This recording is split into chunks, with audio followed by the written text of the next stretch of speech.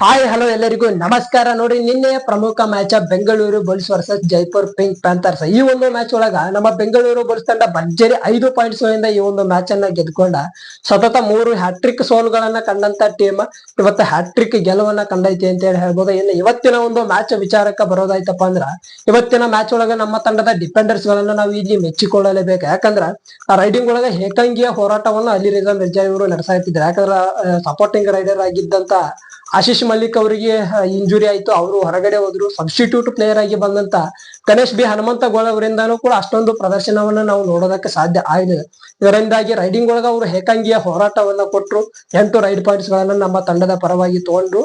Total ಆಗಿ ಇವತ್ತು ನಮ್ಮ ತಂಡ 10 ರೈಡ್ ಪಾಯಿಂಟ್ಸ್ ಗಳನ್ನ ಕಲೆ ಹಾಕ್ತು. ಅಪೋಸಿಟ್ ಟೀಮ್ ಆಗಿರುವಂತ ಜೈಪುರ್ ಪಿಂಕ್ ಪ್ಯಾಂಥರ್ಸ್ ಅವರು 15 ರೈಡ್ ಪಾಯಿಂಟ್ಸ್ ಗಳನ್ನ ಕಲೆ ಹಾಕಿದ್ರು. ನಮ್ಮ ತಂಡದ ರೈಡರ್ಸ್ ಗಳಿಂದ 5 ರೈಡ್ ಪಾಯಿಂಟ್ಸ್ ಗಳನ್ನ ಅವರು ಜಾಸ್ತಿ ಕಲೆ ಹಾಕಿದ್ರು.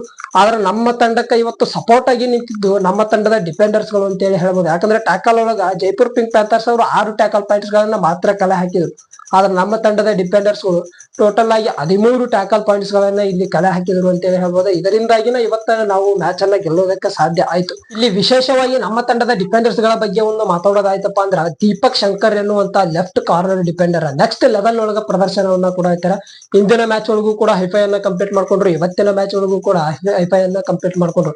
ಇನ್ನೇನು ನಾವು ಬೆಂಗಳೂರು ಬುಲ್ಸ್ ತಂಡ ಆಲ್ ಔಟ್ ಆಗ್ತೈತಿ ಅನ್ನುವಂತ ಸಂದರ್ಭದೊಳಗ ಆ ಸಂಜಯ್ ದುಲ್ಲಾ ಮತ್ತೆ ಈ ಕಡೆ ದೀಪಕ್ ಶಂಕರ್ ಇಬ್ಬರೇ ಮ್ಯಾಟ್ ಮ್ಯಾಗ ಇರ್ತಾರ. ಆ ಒಂದು ಸಂದರ್ಭದೊಳಗ ಎರಡು ಬ್ಯಾಕ್ ಟು ಬ್ಯಾಕ್ ಇಲ್ಲಿ ಸೂಪರ್ ಟ್ಯಾಕಲ್ ಗಳನ್ನ ದೀಪಕ್ ಶಂಕರ್ ಅವರು ತಗೊಳ್ತಾರ.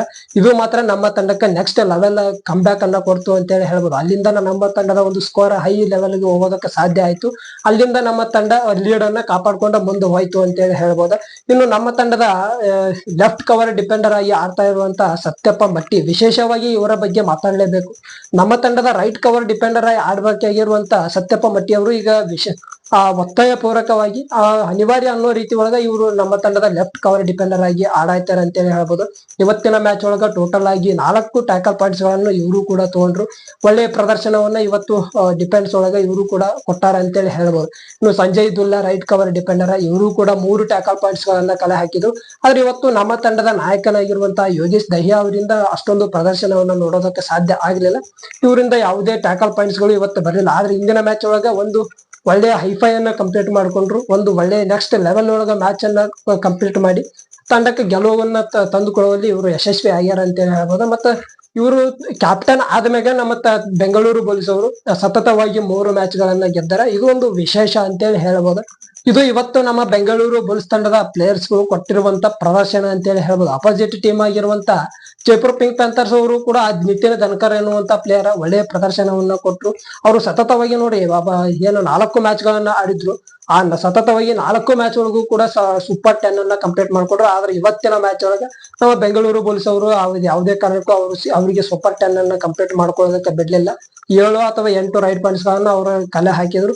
ಆದ್ರೆ ಇನ್ನೊಬ್ಬ ಪ್ಲೇಯರ್ ಸಪೋರ್ಟಿಂಗ್ ರೈಡರ್ ಆಗಿರುವಂತ ಅಲಿ ಸಮಾಧಿ ಅನ್ನುವಂತ ಪ್ಲೇಯರ್, ಇವರು ಒಂದು 3-4 ರೈಡ್ ಪಾಯಿಂಟ್ಸ್ ಗಳನ್ನ ಕಲೆ ಹಾಕಿದ್ರು. ಡಿಫೆಂಡರ್ಸ್ ಗಳ ವಿಚಾರಕ್ಕೆ ಬರೋದಾಯ್ತಪ್ಪ ಅಂದ್ರೆ ಅವರಿಂದ ಅಷ್ಟೊಂದು ಪ್ರದರ್ಶನವನ್ನ ಕೊಡೋದಕ್ಕೆ ಸಾಧ್ಯ ಆಗ್ಲಿಲ್ಲ. ಟೋಟಲ್ ಆಗಿ ನಮ್ಮ ಬೆಂಗಳೂರು ಬುಲ್ಸ್ ಅವರು 28 ಪಾಯಿಂಟ್ಸ್ ಗಳನ್ನ ಪಡ್ಕೊಂಡ್ರು. ಆ ಕಡೆ ಜೈಪುರ್ ಪಿಂಕ್ ಪ್ಯಾಂಥರ್ಸ್ ಅವರು 23 ಪಾಯಿಂಟ್ಸ್ ಗಳನ್ನ ಪಡ್ಕೊಂಡ್ರು. 5 ಪಾಯಿಂಟ್ಸ್ ಗಳಿಂದ ಈ ಒಂದು ಮ್ಯಾಚ್ ಅನ್ನ ನಮ್ಮ ಬೆಂಗಳೂರು ಬುಲ್ಸ್ ಅವರು ಗೆದ್ದಾರ ಅಂತ ಹೇಳಿ ಹೇಳ್ಬೋದು. ಈಗ ಪಾಯಿಂಟ್ಸ್ ಟೇಬಲ್ ಒಳಗೂ ಕೂಡ ಮ್ಯಾಗ ಬಂದಿರ್ತಾರೆ. ನೆಕ್ಸ್ಟ್ ವಿಡಿಯೋದೊಳಗೆ ಪಾಯಿಂಟ್ಸ್ ಟೇಬಲ್ ಯಾವ ರೀತಿ ಐತಿ ಅನ್ನುವಂಥದ್ದನ್ನ ತಿಳಿಸ್ಕೊಡ್ತೀನಿ. ಅಲ್ಲಿವರೆಗೂ ಎಲ್ಲರಿಗೂ ನಮಸ್ಕಾರ.